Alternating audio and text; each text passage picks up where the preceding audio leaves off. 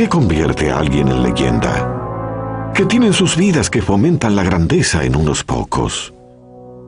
Es difícil determinarlo, pero a lo largo de la historia existe solo un puñado de verdaderas figuras destacadas, y ninguna fue más grande que Napoleón Bonaparte.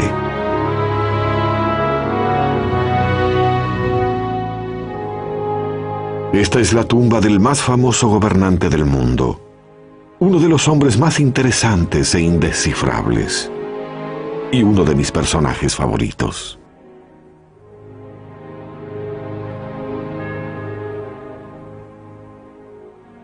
Napoleón Bonaparte fue sepultado aquí. Se escribieron más libros sobre Napoleón que sobre ningún otro hombre en la historia, pero no se logra tanta fama siendo solo un gran general. Era un genio. Se interesaba en todo: artes, literatura, matemática. ¿Conoce nuestro sistema para numerar las casas, los números impares de un lado, los pares del otro? Fue idea de Napoleón. Y a pesar de su fama, existe un año misterioso en su vida que prácticamente nadie conoce. Cuando un joven general se convirtió en Napoleón el Grande, fue un año que cambió al mundo.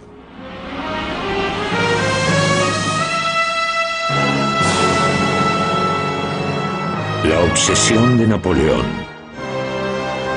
Egipto. Nuestra historia se inicia hace 200 años, en Egipto. Una tierra virtualmente desconocida para los europeos de esa época. Este era un país que había perdido el contacto con su glorioso pasado, con sus enormes templos y monumentos cubiertos de misterio, hasta con su antigua e indescifrable escritura.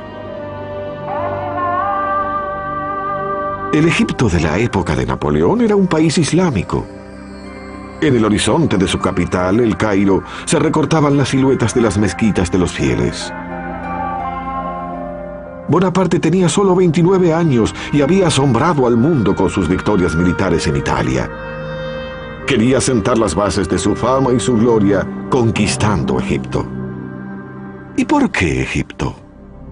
Francia se hallaba en guerra con Gran Bretaña, y conquistando Egipto, Napoleón bloquearía las rutas comerciales de la posesión más preciada de Gran Bretaña, India. También existía otro motivo. Bonaparte se sentía ávido de nuevos desafíos.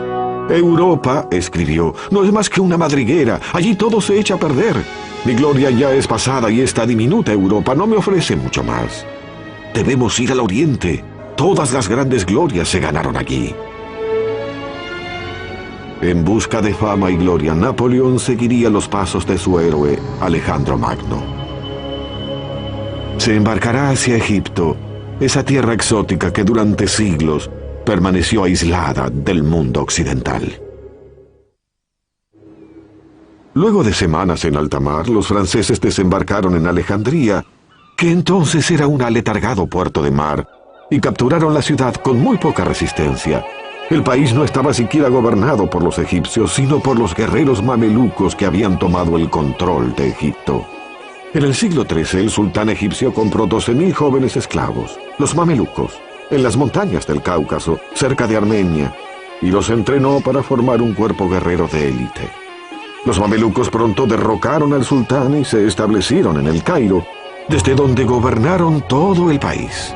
Muy pronto Bonaparte se enfrentaría a ellos, y por supuesto es más sencillo decirlo que hacerlo. Este es el desierto egipcio, caluroso, muy caluroso. Alcanza los 54 grados centígrados en verano.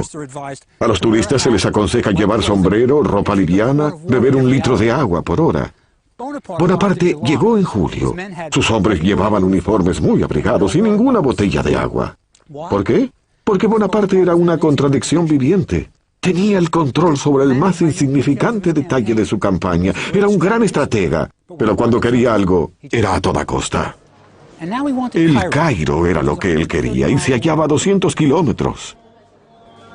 Entonces, se dispuso a atravesar el desierto con su ejército, sin mapas adecuados, sin pertrechos suficientes y con muy poca cantidad de agua. Napoleón era ahorrativo para todo, excepto la vida de sus hombres. Durante la marcha a través del desierto, el calor era insoportable y las tropas comenzaron a despojarse de su ropa. Trastornados por el calor y la falta de agua, muchos vaciaron sus raciones.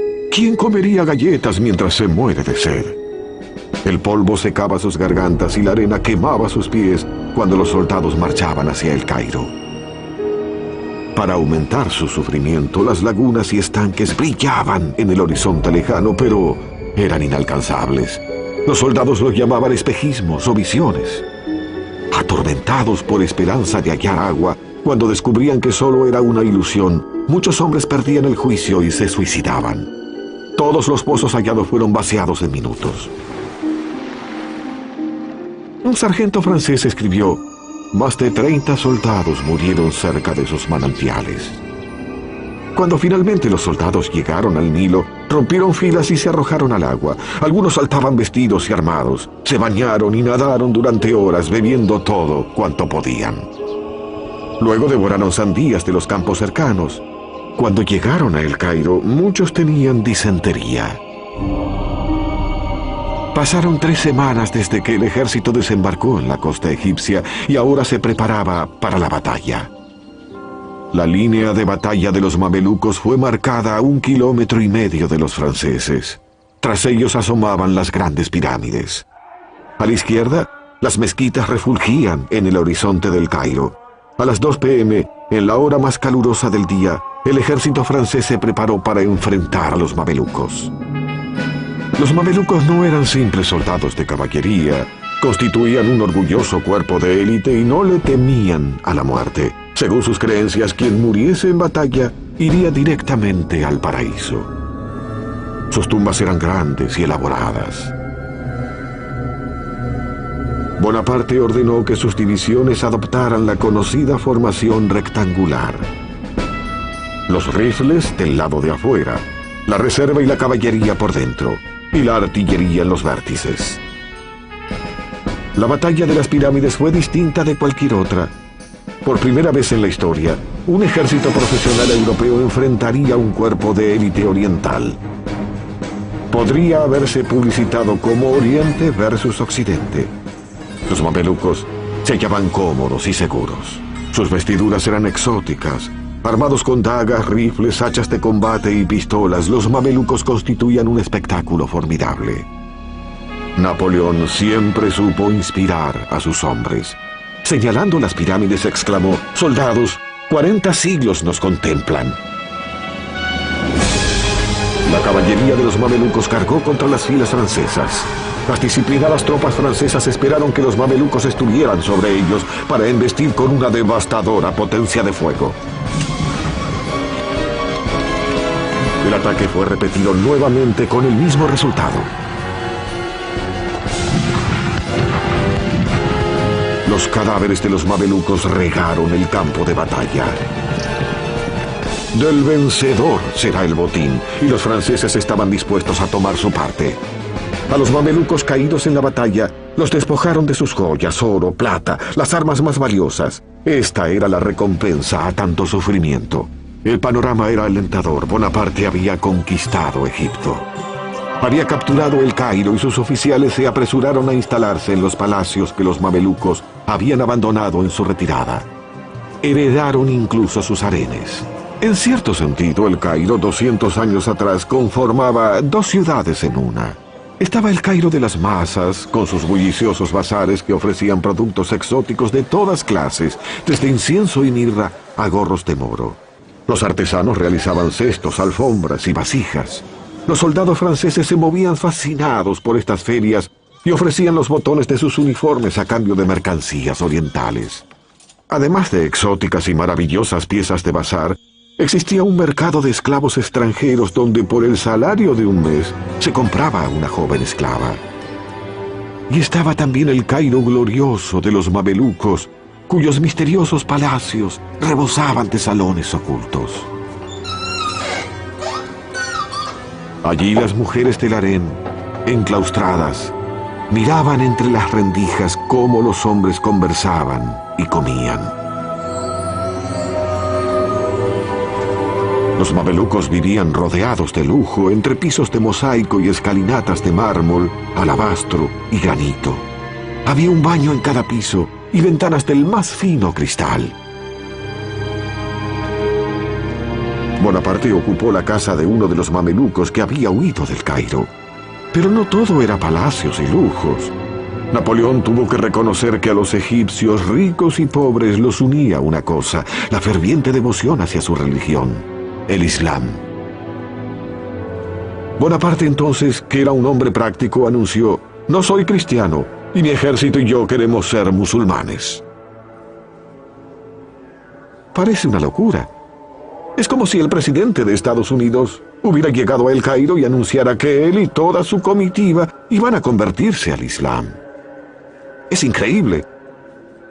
No obstante, debemos recordar que Napoleón había presenciado la Revolución Francesa. Su pensamiento es liberal y dice cosas que no diría ningún otro general del planeta. Esa conversión, sin embargo, planteaba un pequeño problema. Los musulmanes no beben alcohol y todos los varones son circuncidados. Dos perspectivas que poco entusiasmarían a un soldado francés. Cuando el ejército se estableció en El Cairo, Bonaparte se sintió complacido. Había vencido a los mamelucos y era el amo de Egipto. Pero se desató una tragedia.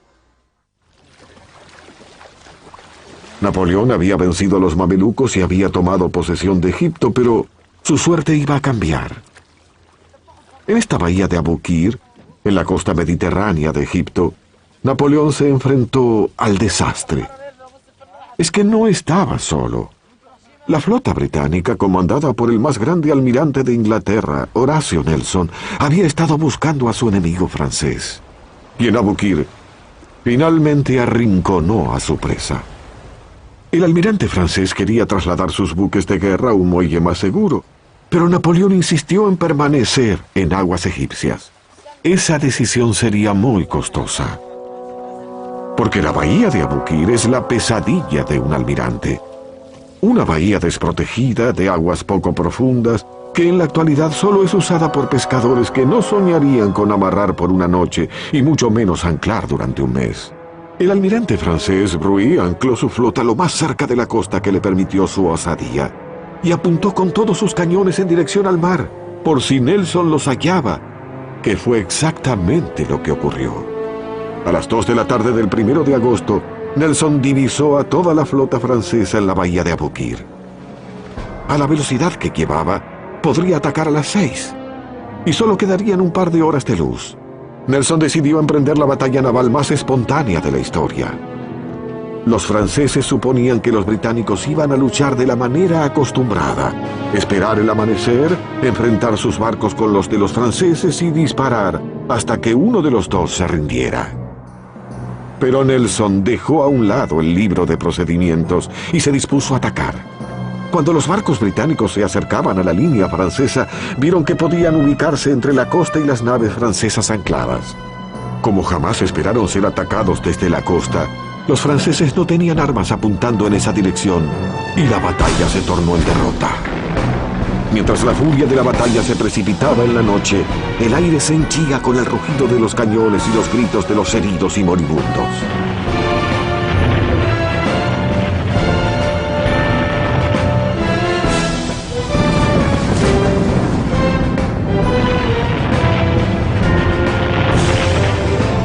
L'Orient, la embarcación más grande del mundo con 120 cañones, estaba por sucumbir.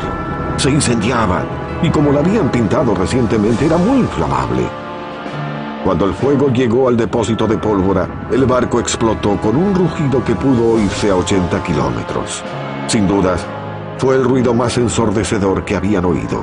Conmocionados, los hombres de ambos bandos dejaron de combatir durante 10 minutos. Cuando la batalla terminó, Nelson declaró: «Victoria no es un nombre que pueda describir una escena semejante. Fue la batalla más categórica de la historia naval, el Pearl Harbor de Napoleón». Nelson era un hombre de la marina y no tenía intenciones de combatir en tierra. Destruyó a los buques de guerra de Bonaparte y sería difícil para los franceses recibir pertrechos y refuerzos desde Francia. Secamente comentó: su ejército fue dañado y no se recuperará. Y partió dejando a los franceses varados en Egipto. Imaginemos la situación de Napoleón. Su flota fue destruida. Está varado. No puede recibir pertrechos ni tropas desde Francia. Es un desastre militar. ¿Qué hará?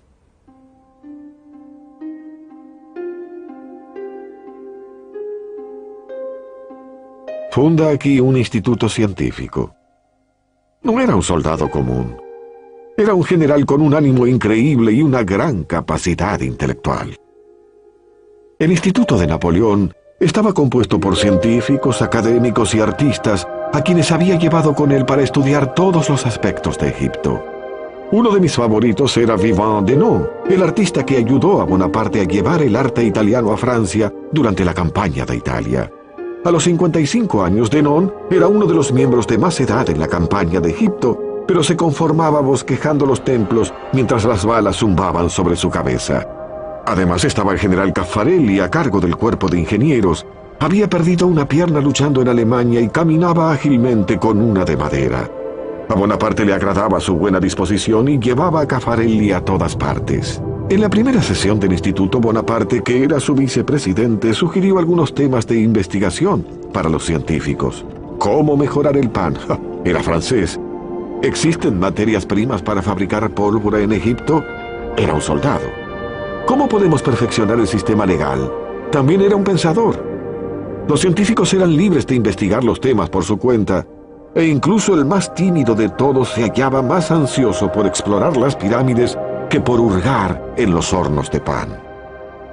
Una vez formado el instituto, Bonaparte estuvo listo para su excursión a las pirámides. Y como a cualquier otro turista, le habrán mostrado una momia. Cuando Bonaparte visitó las pirámides, debió sentirse realmente impresionado. Recordemos que la Gran Pirámide duplicaba en altura todos los edificios de Francia. Antes de la Torre Eiffel, este era el edificio más alto de la Tierra. Napoleón ordenó a algunos soldados escalar la Gran Pirámide, pero él permaneció en la base. Poseía una aguda mente matemática y calculó que en las 3 pirámides había suficientes piedras para construir un muro de 3 metros de altura por 1 metro de espesor que rodease toda Francia. Mientras Bonaparte soñaba con construir un imperio en Oriente, en París tenía verdaderos problemas. Estaba por desatarse un escándalo que lo marcaría por el resto de su vida. Antes de partir hacia Egipto, Napoleón había desposado a Josefina, una viuda mayor que él, de escandalosa reputación. Apenas su esposo llegó a Egipto, Josefina tuvo un comportamiento digno de su mala fama y su falta de moderación. Gastó el dinero de su esposo como si no tuviese fin y compró Malmaison, un castillo en las afueras de París, que amobló fastuosamente. Era indiscreta y se paseaba por París en compañía de jóvenes apuestos y elegantes. Eso dio que hablar. Napoleón prefirió ignorar las cartas que revelaban sus infidelidades y desoír lo obvio. Sabía entender a los hombres. Podía lograr que hiciesen su voluntad. Pero si se trataba de mujeres, no tenía idea. Si la hubiera tenido, jamás se habría casado con Josefina. Pero finalmente Bonaparte se vio obligado a aceptar las infidelidades de Josefina. Afligido ante su vida licenciosa, Napoleón halló consuelo en los brazos de Pauline Furet, una joven de 20 años, esposa de un teniente. El teniente Furet fue despachado hacia París y Pauline se mudó a una mansión cercana a la de Napoleón. Mientras el amorío prosperaba, el Instituto Científico comenzó a estudiar Egipto. El artista Denon se sentía apabullado por la grandiosidad de la Esfinge y escribió: aunque sus proporciones son colosales, los contornos que se preservan son exquisitos y delicados. La expresión del rostro es afable, suave y serena. La boca, de labios gruesos, tiene la sensualidad que brinda una ejecución refinada y es verdaderamente admirable. Es la vitalidad de la carne. Denon deseaba ver el resto de Egipto y acompañó entonces al ejército francés, que perseguía a los mamelucos hacia el sur. Sería el primero en bocetar los monumentos del antiguo pasado de Egipto en la región meridional. Tendría la oportunidad de aventurarse en los grandes templos de Karnak y Luxor, bocetar las misteriosas tallas del Valle de los Reyes, contemplar el coloso de Memnón, y todo quedaría registrado. Su único temor era no contar con el tiempo y los materiales suficientes. En realidad se quedó sin lápices y resolvió el problema derritiendo balas de plomo e improvisando. Aún hoy los llamamos lápices de plomo. Conmovido por las antigüedades de Egipto, Denón pedía constantemente más tiempo a los soldados para dibujar templos y tumbas. Fue el primer artista profesional que ingresó en el Valle de los Reyes, la legendaria sepultura de los faraones de Egipto. Denón jamás había visto un paisaje semejante, un valle aislado bajo el sol abrasador, desprovisto de vida, donde, excavadas a los costados del valle, se divisaban unas cuevas taponadas de escombros. En su interior se hallaban las tumbas de los reyes. Estaba desesperado por registrar sus pinturas de brillantes colores. ¿Cómo iba a ser posible dejar atrás ejemplares tan valiosos sin haberlos copiado? ¿Cómo regresar?, dijo, sin ningún boceto para mostrar. Febrilmente exigí un cuarto de hora y me dieron 20 minutos. Una persona iluminaba cada objeto que yo le señalaba y completé mi tarea con buen ánimo y precisión. Denón no fue el único científico que trabajó en el Valle de los Reyes. Los jóvenes miembros del instituto, René de Villiers y Prosper Jollois, estaban viviendo la más grande oportunidad de sus vidas. Cuando los faraones fueron sepultados aquí, las pirámides tenían ya 1000 años de antigüedad. Eran monumentos arcaicos. Por eso los reyes de Egipto eligieron un sitio coronado por una pirámide natural para proteger sus tumbas.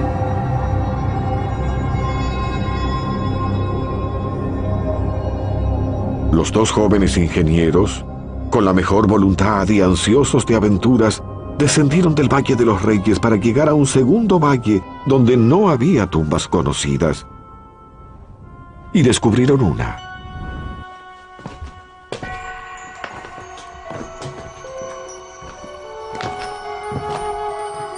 Tras atravesar a duras penas los pasadizos, cuesta abajo llegaron hasta un foso diseñado para desviar el agua de lluvia y proteger la tumba. Se toparon entonces con el dueño de la tumba, pero no tenían idea de quién era. Pasarían 20 años más para que alguien descifrase los jeroglíficos y leyera los nombres. Nuestros jóvenes amigos habían descubierto la tumba de Amenhotep III, uno de los más grandes reyes de Egipto. Era el rey que construyó algunos de los mayores monumentos de Egipto. Tampoco sabían que Amenhotep había reinado 38 años, tiempo suficiente para construir una enorme tumba. Y exploraron los salones entre altísimas columnas, misteriosas recámaras laterales con sus muros plenos de conjuros mágicos. Finalmente, en la recámara funeraria, hallaron el sarcófago roto. Pero Amenhotep no estaba allí. Los saqueadores de tumbas de la antigüedad lo habían descubierto miles de años antes. Tras los jóvenes científicos, se sucederían 2 siglos de académicos. Descubrirían increíbles tesoros en el Valle de los Reyes, momias de los faraones, el oro de Tutankamón. Pero Napoleón jamás vería el valle. Una revuelta se había desatado en el Cairo y él estaba luchando por su vida.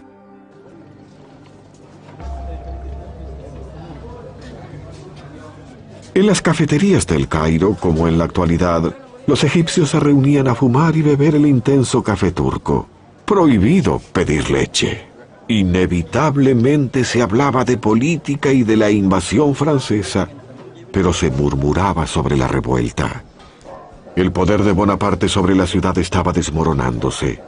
Bonaparte había tratado de convencer a los egipcios de que era un musulmán como ellos, su amigo y libertador. Pero nunca le creyeron. Además, los impuestos del ejército eran asfixiantes y existían otros problemas. Un escritor árabe de la época observó: la presencia de los franceses en el Cairo era intolerable, especialmente porque los egipcios veían a sus esposas e hijas transitando las calles sin velo y comportándose como propiedad de los franceses, con quienes eran vistas en público y con quienes cohabitaban. Ante estos hechos, los musulmanes morían de vergüenza. Comenzaban entonces a bullir los signos de una revuelta. De sus púlpitos, los líderes religiosos del Cairo predicaban contra los franceses infieles, y el 21 de octubre se desató el infierno. Uno de los líderes religiosos exclamó: «Quienes crean en un solo Dios, diríjanse a la mezquita de Al-Azhar. Hoy es el día de combatir al infiel». A las 6 de la mañana, los fieles musulmanes recorrían las calles del Cairo con varas y mosquetes.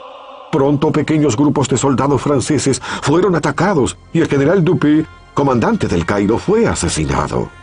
Bonaparte, encolerizado, ordenó que los cañones del Alcázar apuntaran hacia la mezquita de Al-Azhar y todo lo que hubiese cerca. El asalto duró 12 horas. Un relato árabe dice: este bombardeo fue tan terrible que la gente corría por las calles buscando refugio en los huecos. Finalmente, los rebeldes egipcios que se ocultaban en la mezquita se rindieron. Aún hoy se pueden ver las marcas del bombardeo. Fue entonces cuando Napoleón echó todo a perder. Sus soldados entraron a caballo en la mezquita. Eso es inconcebible. A una mezquita ni siquiera se entra con los zapatos puestos. Ningún partidario del Islam habría permitido eso. La revuelta del Cairo pudo haber terminado, pero también se acabó la posibilidad de que Bonaparte lograse el apoyo musulmán. Cuando los jeques se presentaron al día siguiente ante Bonaparte, él parecía conciliador. Incluso ordenó hacer un cuadro donde se lo veía perdonando a los cabecillas. Sé que muchos de ustedes han sido débiles, pero me gustaría creer que ninguno es culpable. Y cuando los jeques se retiraron, Napoleón ordenó que quienes se habían levantado en armas contra él fueran rodeados y conducidos al cuartel general del ejército en el Alcázar. Allí, en secreto y en el medio de la noche, los rebeldes fueron decapitados y sus cuerpos arrojados al Nilo. Napoleón estaba aprendiendo a conducirse como un dictador de Medio Oriente. Bonaparte llevaba solo 4 meses en Egipto, pero ocurrieron muchas cosas. Había vencido a los mamelucos, había creado un instituto científico, había perdido toda una flota naval, había aplastado una revuelta y había descubierto que su esposa Josefina le era infiel. Ahora se enfrentaba a otro problema. Los turcos estaban reuniendo sus tropas en Tierra Santa. Entonces Bonaparte decidió marchar sobre ellos y destruirlos antes de que se convirtieran en una verdadera amenaza. Su ejército recorrió una aldea tras otra sin hallar resistencia, hasta llegar a Jaffa, que es hoy un suburbio de Tel Aviv. Dentro de la ciudad amurallada, 3.000 soldados turcos resistían junto a los ciudadanos. Bonaparte bombardeó la ciudad con todo lo que tenía. Envió emisarios para disponer las condiciones de la rendición, pero los turcos los mataron y exhibieron sus cabezas en las murallas. Cuando las tropas francesas finalmente tomaron la ciudad, enloqueció. Bonaparte anotó en su diario: la furia de los soldados estaba en su punto máximo. Todo el mundo fue pasado por las armas. Una vez saqueada, la ciudad experimentó todos los horrores de una ciudad tomada por asalto. La masacre fue terrible. Los soldados se convirtieron en bestias que hundían sus bayonetas en ancianos y bebés, dejaban a las jóvenes refugiadas en los brazos de sus madres muertas, mientras en el aire flotaban las súplicas de los caídos. Pero fue solo el principio. Esta playa no siempre fue escenario de recreación familiar. Cuando Napoleón estuvo aquí, se rindieron 3.000 soldados turcos porque Bonaparte les había asegurado que serían tratados como prisioneros de guerra. Cuando Napoleón vio a sus oficiales regresar con varios miles de prisioneros, se preguntó: ¿qué haré con todos ellos? Para trasladarlos a El Cairo se necesitarían demasiados soldados. Continuar la campaña con ellos sería muy engorroso. Alimentarlos, imposible. Liberarlos, impensable. Algo terrible ocurrió aquí 200 años atrás. Napoleón ordenó matar a los 3.000 prisioneros turcos. Fueron conducidos a esta playa y los franceses abrieron fuego. Pronto el mar enrojeció por la sangre. Y luego a los franceses se les obligó a usar sus bayonetas para ahorrar municiones. Esta masacre jamás se habría realizado en Europa, pero Napoleón no se hallaba en Europa, y aquí él se comportaba como un déspota de Medio Oriente. Se necesitaron 3 días para matar a todos los prisioneros turcos, y los turcos que habían escapado a nado hasta las rocas más distantes fueron perseguidos y pasados por bayonetas para ahorrar balas. Bonaparte necesitaría todas las municiones posibles. Sus problemas apenas comenzaban. Cuando Napoleón entró en Tierra Santa, la peste no dejaba de avanzar y decenas de sus hombres morían por día. Para aliviar el sufrimiento de sus tropas, Napoleón abrió un hospital en Jaffa que pronto desbordaría de víctimas. Todo el mundo se hallaba aterrado por la peste. Durante siglos la enfermedad había diezmado países enteros. Parecía brotar de la nada y nadie conocía su causa. Lo que la gente sí sabía es que se trataba de una muerte horrible que comenzaba con fiebre y enormes pústulas que cubrían todo el cuerpo.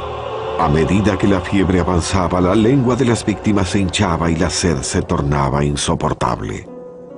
La peste mataba decenas de hombres por día, y peor aún que la pérdida de hombres, la moral del ejército de Napoleón comenzaba a derrumbarse.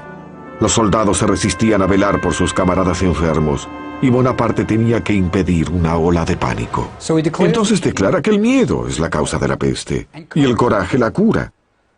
No es un consejo médico muy convincente, pero él dará el ejemplo. Entonces él viene aquí a este hospital para enfermos de peste.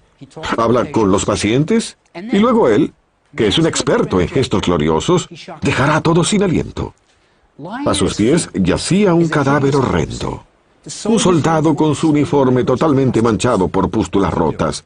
¿Qué hace él? Se arrodilla aquí, alza al muerto, lo traslada a un sitio más digno y lo apoya con cuidado. Pueden decir lo que quieran sobre Bonaparte. Lo cierto es que él nunca tenía miedo, por eso sus soldados hacían todo por él. Más adelante hizo inmortalizar este acontecimiento en un cuadro donde el soldado estaba vivo y el hospital parecía mucho más imponente de lo que era. Mejor, en función de la leyenda. Por horrible que fuera, la peste no fue el enemigo más encarnizado de Bonaparte, sino alguien que se hallaba cerca. Cuando el ejército de Napoleón llegó a la ciudad de Acre, se enfrentó a uno de los tiranos más crueles de Tierra Santa, Cesar Pasha. Cesar era el carnicero porque a muchos de sus servidores les faltaba una oreja o un ojo como castigo por algún error. La fortaleza de Cesar, que defendía la ciudad de Acre, poseía una ubicación casi perfecta. Solo uno de los lados lindaba con tierra firme. Era un dato crucial para la batalla que iba a producirse. Existen 2 tácticas básicas si el enemigo se halla protegido dentro de una fortaleza. A. Acampar frente al fuerte y dejar que muera de hambre. B. Tomar la fortaleza por asalto. Y Bonaparte no podía esperar que pasaran hambre allí. La flota inglesa había entregado suficientes provisiones a Cesar Pasha desde el mar. Solo queda el plan B, tomar la fortaleza por asalto. Pero aquí también existía un problema. La fortaleza se hallaba muy bien protegida con los cañones más nuevos y grandes de todo Medio Oriente. Napoleón había perdido su artillería pesada frente a la armada británica, y atacar una fortaleza así sin un poderoso armamento sería un suicidio militar. Cualquier otro general se habría dado por vencido. ¿Pero qué hizo Napoleón? Atacó la fortaleza. Como dije, tenía 29 años y jamás perdió una batalla importante. Pero el asalto sería terriblemente difícil. Los británicos habían ubicado sus cañones en una isla pequeña frente a la costa para proteger la zona más vulnerable, las puertas principales de la ciudad. Caffarelli El hombre de una sola pierna concluyó que debían atacar la zona más alejada de las armas británicas. Y eligió atacar la torre desde uno de los ángulos. Una vez dentro de ella, los franceses podrían asaltar la fortaleza, pero para llegar allí tenían que atravesar uno de los fosos. Caffarelli se dedicó a supervisar la operación. Los franceses acamparon a medio kilómetro del foso. Un ingeniero fue enviado a realizar un reconocimiento, pero un francotirador lo mató, y entonces Bonaparte no contaba con ningún dato sobre su profundidad y tipo de construcción. Solo divisaban una leve pendiente desde la parte superior hasta el suelo. Cuando los hombres finalmente se lanzaron al ataque, descubrieron que la pendiente del foso terminaba abruptamente en un muro vertical de 6 metros. Desesperados, los franceses intentaron armar escaleras para atravesar el foso, pero era imposible. Los hombres de Jessart disparaban sobre ellos, y el foso se convirtió en una trampa mortal. Sitiar al enemigo era algo que Napoleón detestaba, porque las tropas se veían obligadas a atacar sobre una zona pequeña. Prefería las batallas donde las tropas podían realizar movimientos abiertos, donde se ponía en juego su genialidad como estratega. Y ahora Bonaparte se estaba quedando sin municiones. Entonces mandó distribuir un bando especial alentando a sus hombres a hurgar en el campo de batalla y recuperar las balas de cañón. A cada hombre se le pagaba según el tamaño de la bola de cañón que lograba recuperar. Algunos soldados emprendedores construyeron una fortificación falsa en la playa y esperaron que Jessart o los británicos disparasen las detonaciones más grandes, porque era más fácil desenterrar las balas de cañón de la arena y les pagaban el doble por su tamaño mayor. Los soldados darían buen uso a ese dinero extra porque no se les pagaba desde hacía meses. A pesar de los esfuerzos de Bonaparte, Acre no cayó y se difundió la noticia de que más tropas turcas se preparaban para invadir Egipto. Napoleón tuvo que levantar su tienda y retirarse furtivamente en medio de la noche. Había experimentado su primera gran derrota en batalla. Pero eso no se vislumbraba en el mensaje que envió a El Cairo. «He arrasado el palacio de Jessart y las murallas de Acre», decía, «y he bombardeado la ciudad de tal manera que ni una roca quedó en su lugar». Eso es controlar la situación.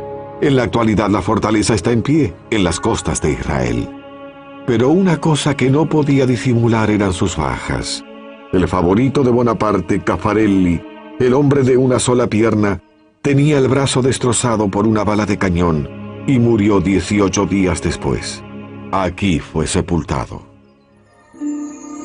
Mientras el ejército regresaba a El Cairo, Bonaparte se veía frente a difíciles decisiones. Muchos de sus hombres, demasiado débiles para seguir adelante, debieron ser abandonados en el camino. Los que podían soportar el viaje iban montados en caballos y camellos. Pero también se necesitaban animales para transportar cañones de campaña. Y Napoleón no tenía suficientes. Al llegar a Tantura, 22 cañones fueron arrojados al mar para liberar más caballos y camellos que pudieran transportar a los heridos. El cirujano Larrey creó el camello ambulancia. Bonaparte caminaba. Cuando los hombres llegaron a Jaffa, donde Bonaparte había masacrado a los soldados turcos, quedaban aún más decisiones por tomar. Los soldados que se hallaban en el hospital para enfermos de peste estaban muy enfermos para partir, y los turcos se aproximaban. Hoy el pintoresco monasterio armenio que una vez albergó tantos padecimientos es irreconocible. Pero aquí, de pie, uno puede imaginar los gritos desesperados de hombres que aguardaban la muerte. Y en estos recintos se desarrolló una tragedia moral 200 años atrás. Bonaparte ordenó que los pacientes franceses víctimas de la peste fuesen envenenados para evitar que los hombres del Jessart los torturasen. El veneno fue administrado por el farmacéutico en jefe del ejército, quien deliberadamente administró dosis pequeñas a los pacientes y algunos vivieron para contar la historia. Bonaparte insistió en que el veneno fuera dejado junto a la cama de los pacientes para que ellos pudieran ingerirlo voluntariamente. Cuando Napoleón finalmente se aproximó a El Cairo, ordenó detener las tropas. Tenía un plan. Los heridos fueron trasladados a las aldeas de las afueras. Los sanos formaron según su rango. Las banderas capturadas fueron desplegadas al frente. La banda comenzó a tocar y el ejército entró en el Cairo de manera triunfante a través de Bab el Nasser, el portón de la victoria. No solo ingresó a través del portón de la victoria, sino que cambió los nombres de sus torres por los de sus compatriotas. Las inscripciones aún están a la vista. Bonaparte era un héroe, al menos esa fue su versión. En el fondo de su corazón, él sabía que la campaña de Egipto se había perdido, aunque estaba lejos de haber terminado. Napoleón comprendió que su campaña a Egipto estaba perdida. Su derrota en Acre era terminante y estaba perdiendo cientos de hombres cada día en manos de la peste, y no había formas de recibir refuerzos. Pero, si la gloria no se hallaba en Egipto, tal vez lo aguardaba en Europa.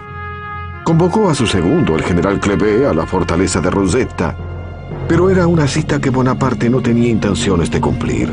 Mientras Kleber se dirigía hacia la fortaleza, Napoleón se hallaba a kilómetros de distancia en la costa de Alejandría, embarcándose. Iba a abandonar Egipto para siempre. No le avisó a Pauline, su amante. No le avisó a su ejército. No le avisó incluso a su segundo, el general Kleber. No deseaba enfrentarse a ellos personalmente. En su lugar, dejó un paquete con esta carta. Es muy reveladora de su carácter. Vean esto. Cuenta aquí que ciertos acontecimientos europeos lo obligan a regresar a Francia. Y aquí abajo dice: lamento dejar a mis soldados por quienes siento gran apego, pero solo será por un tiempo. Mucha suerte. Pobre Kleber. Queda a cargo de un ejército diezmado por la peste, sin esperanzas de refuerzos. Y lo peor, Bonaparte le pide que siga recaudando impuestos y logrando victorias militares. Bonaparte se salió con la suya nuevamente, da un vuelco positivo a su propio desastre militar. Y ese vuelco funcionó. Cuando Bonaparte regresó a París, no lo hizo como un general vencido que había abandonado a un ejército diezmado. Regresó como un héroe. Inmediatamente acuñó monedas que lo mostraban como el libertador de Egipto. Conmemoró victorias que jamás tuvieron lugar. En una medalla aparecía entrando en Egipto como un emperador romano en una carroza tirada por 2 camellos. Eso es ser insolente. Había perdido la mitad de su ejército, pero todos le creían. En pocas semanas toda Francia se hallaba a sus pies. Sus sueños de gloria cambiaron la vida de muchos. El general que había dejado a su cargo, Kleber, fue asesinado en el Cairo menos de un año después. El ejército continuaba siendo diezmado por la peste y finalmente se rindió ante los británicos en 1801. Muchos se consideraban afortunados de haber escapado con vida. Los científicos continuaron clasificando objetos antiguos, aves y plantas hasta el día de la rendición.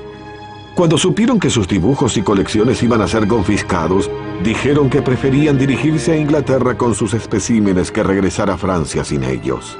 Los británicos amablemente les devolvieron todo, es decir, casi todo. Algunos académicos dedicaron su tiempo a copiar inscripciones jeroglíficas, esperando que su trabajo permitiera descifrar el idioma antiguo. Y tuvieron su oportunidad. Mientras los soldados apuntalaban los cimientos de la fortaleza de Rosetta, se toparon con unos bloques antiguos con inscripciones jeroglíficas. Entre ellos, una gran piedra llevaba las mismas inscripciones en egipcio y griego antiguos. Sabían que se trataba de algo importante. Los británicos no iban a permitir que los franceses se quedaran con la piedra de Rosetta y la llevaron a Inglaterra, donde aún hoy se la puede ver en el Museo Británico. 20 años después, el académico francés Champollion pudo descifrar la piedra de Rosetta y leer los jeroglíficos egipcios por primera vez en 2000 años. O sea que la interpretación del lenguaje jeroglífico fue resultado del afán de gloria de Napoleón. Era el comienzo de la egiptología moderna, quizás el más grande legado de Napoleón.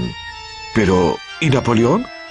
Si recuerdan lo que aprendieron en la escuela, finalmente se hizo coronar emperador, pero su impaciencia y su falta de escrúpulos se impusieron otra vez. Como en la campaña egipcia, Bonaparte invadió Rusia sin estar preparado para las condiciones climáticas, y esta vez se trataba de un gélido invierno. Perdió más de 250.000 hombres. Fue en Egipto donde Napoleón probó por vez primera el sabor del poder absoluto. A la sombra de las pirámides comprendió que podía alentar a sus hombres a hacer hazañas sobrehumanas. Fue en Egipto donde un joven general llamado Bonaparte se convirtió en Napoleón el Grande. Tras su derrota final en Waterloo, Napoleón murió en el exilio, pero siempre deseó ser sepultado en Francia. 20 años después, finalmente su deseo se cumplió. Cuando el cuerpo regresó a París era pleno invierno. La temperatura bajaba de cero.